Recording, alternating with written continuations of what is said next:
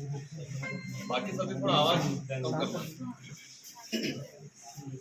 Sir Kondagaon में आपका स्वागत है। प्रेस वार्ता रखा गया है, बताएंगे किस तरह का?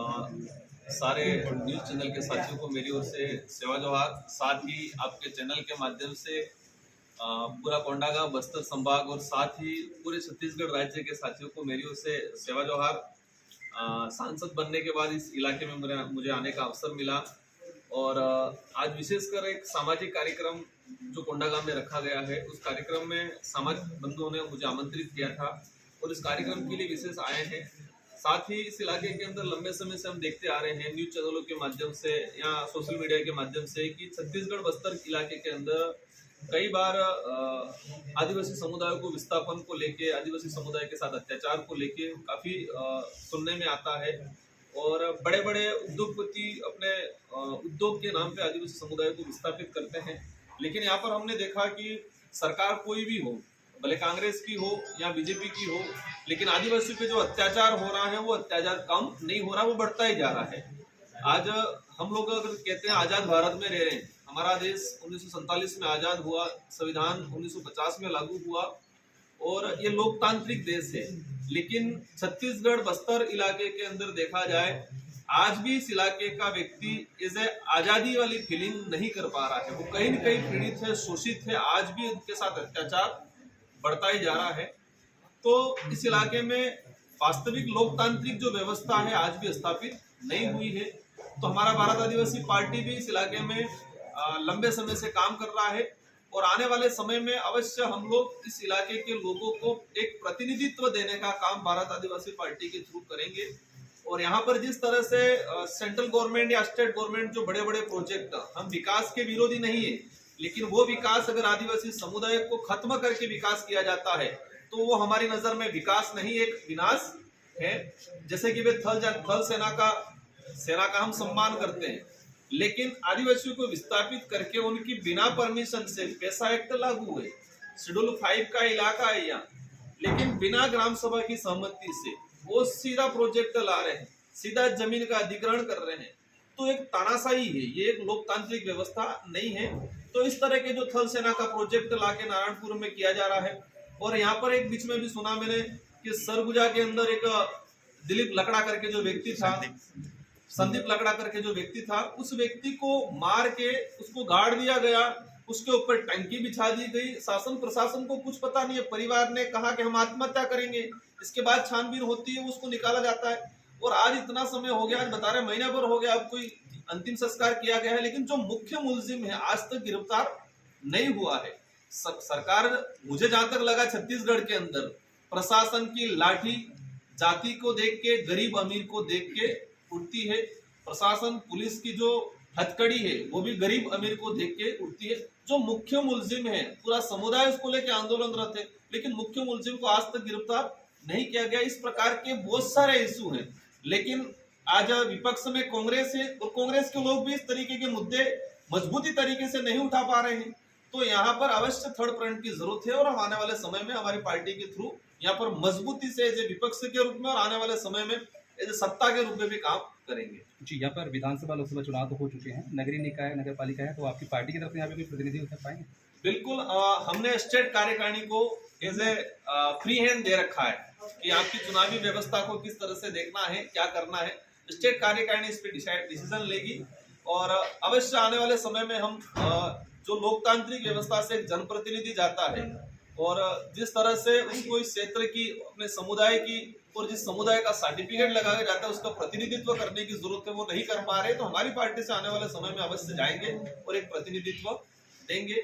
और इतने इन 5 सालों के अंदर भी हम देख रहे हैं अभी जो लेटेस्ट चल रहे हैं सरकार का, तो कांग्रेस विपक्ष में है, लेकिन इतना अत्याचार बढ़ रहा है, कांग्रेस के लोग कुछ नहीं, एक फॉर्मेलिटी कर लेते हैं, छोटा मोटी रैली कर लेते हैं और वास्तविक मुद्दों पे काम ही नहीं कर रहे।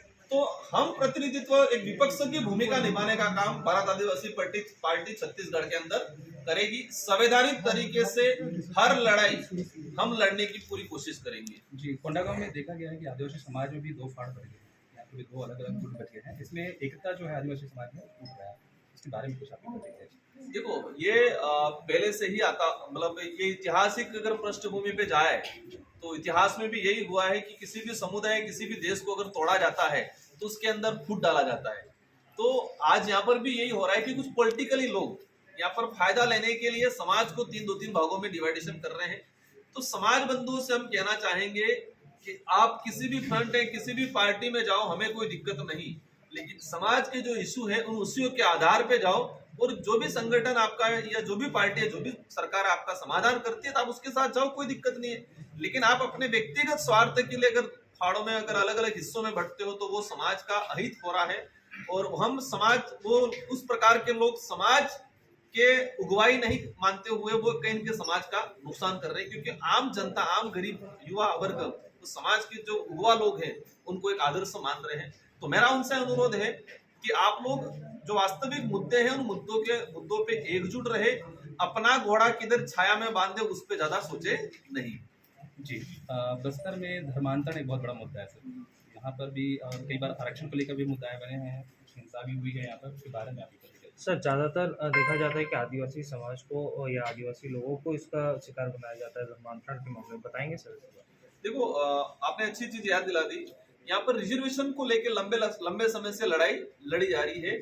एक तरफ केंद्र सरकार के लिए नई शिक्षा नीति लाए हैं, नई शिक्षा नीति में स्थानीय बोली भाषा में, मातृभाषा में एजुकेशन दिया जाएगा 5वीं 8वीं क्लास तक का। लेकिन यहाँ पर हमें एक अजीब सी चीज सामने आई कि जो टीचर आ रहा है उसको यहाँ की गोंडी लैंग्वेज, यहाँ की स्थानीय भाषा आ ही नहीं रही, उसको पता ही नहीं चल रहा है, वो सीधा हिंदी और इंग्लिश थोप रहा है। तो जो रिजर्वेशन वाला जो इश्यू है, अगर ये इम्प्लीमेंट सही तरीके से हो जाता है, और संविधान के अंदर शेड्यूल 5 में प्रावधान है कि शेड्यूल 5 इलाके में एक्सेल 1 से 9 तक की समस्त भर्तियों में 100% रिजर्वेशन स्थानीय व्यक्ति से भरा जाए, ये संविधान में प्रावधान है और ये इम्प्लीमेंट भी हो चुका है।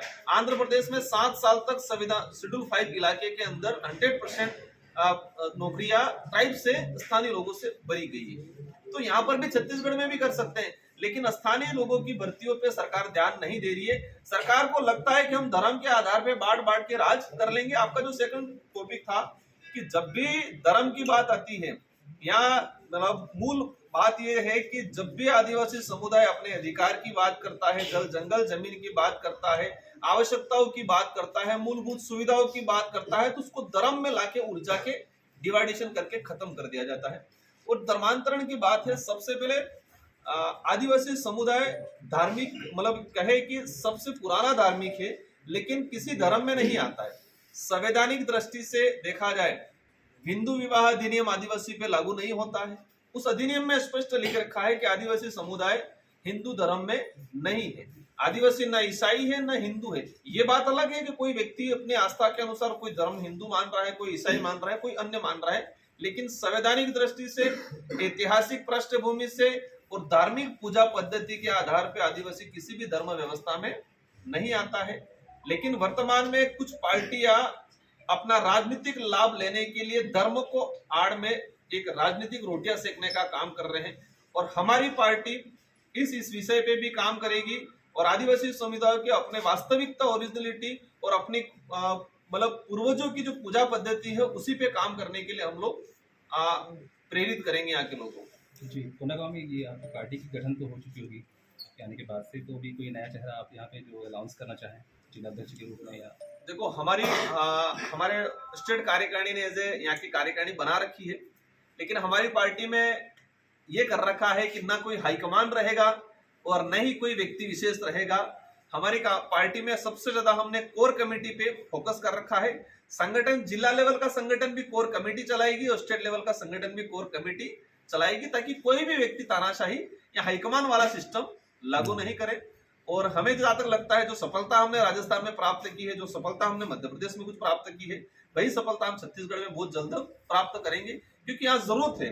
सत्ता या विपक्ष, संविधान निर्माताओं ने कहा है कि अगर इस संविधान को तरीके से अगर फॉलो कराना है, इम्प्लीमेंट कराना है, तो सत्ता से ज्यादा विपक्ष मजबूत होना चाहिए। सत्ता तभी सही दिशा में काम करेगी जब विपक्ष सतर्क हो, सावधान हो और हर इशू पे खड़ा रहे, तो ही सत्ता सही तरीके से काम कर पाती है।